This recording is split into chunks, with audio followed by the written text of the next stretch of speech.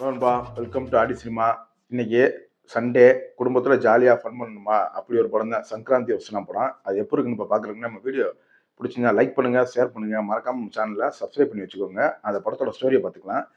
நம்ம வெங்கடேஷ் சார் வந்து ஒரு பெரிய போலீஸ் ஆஃபீஸரா இருக்காப்புல. அவர் நெறையா என்கவுண்டர் பண்றாரு அப்படி இப்படின்ட்டு அவர வந்து சஸ்பெண்ட் பண்ணிடுறாங்க. உடனே அவர் இந்த போலீஸ் வேலைய வேணான்ட்டு போயிறாப்புல.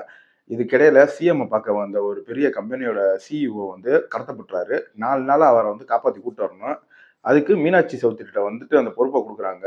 ஆனா அவங்கனால முடியாது. என்னோட எக்ஸ் பாய் ஃப்ரெண்ட் இருக்காப்புல. அவர் தான் நம்ம வெங்கடேஷ். அவர்ட்ட போய் உதவிய கேட்டு எப்படி காப்பாத்துனாங்க அப்படின்றத அவர் குடும்பத்தோட சேர்த்து ஒரு காமெடியா சொன்ன படம் தான் இந்த படம்.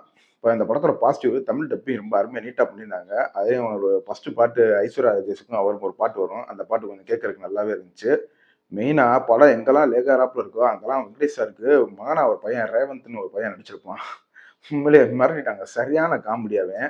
அவன் வர்ற சீன்லாம் நல்லா காமெடியா இருந்துச்சு பார்க்கறக்கு. எங்க அப்பா உங்க வீட்டு மேல ஏறி டான்ஸ் ஆடினாரா? எங்க அம்மா கூட தானே சேர்ந்து டான்ஸ் ஆடினாரு. ஏதோ உங்க பொண்டாட்டிங்க கூட டான்ஸ் ஆடின மாதிரி டிஸ்கஷன் பண்ணிட்டு இருக்கீங்க, அறிவு கெட்டவங்களா? என் பையன் ஓடிடி வெப் சீரிஸ் பார்த்து கொஞ்சம் கெட்டு போயிட்டான். கொஞ்சம் அட்ஜஸ்ட் பண்ணிக்கங்க.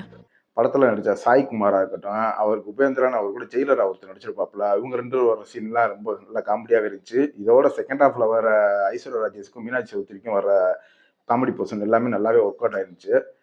இங்க வந்து பொங்கலுக்கு மதகஜராஜா ஹிட் அடிச்சுச்சுன்னா, அங்க அந்த ஊர்ல இந்த படம் பயங்கர ஹிட் அடிச்சிருக்கு. ஆனா, எப்படி இருந்தாலும் சொன்ன கதையே திருப்பி சொன்னாலும், நம்மள என்டர்டெயின்மென்ட் பண்ற விதத்துல சொல்றாங்க பாத்தியா டைரக்டர், அங்கதாங்க உங்கள நம்ம கண்டிப்பா அந்த படத்த ட்ரை பண்ணி பாருங்க. ஜி5ல இந்த படம் உங்களுக்கு இப்ப தமிழ் டப்பிங்லயே அவைலபிளா இருக்கு. ட்ரை பண்ணி பாருங்க. ஒரு மஸ்ட் வாட்ச் படம் தான் இதுவும். இன்னொரு வீடியோல சந்திப்போம்.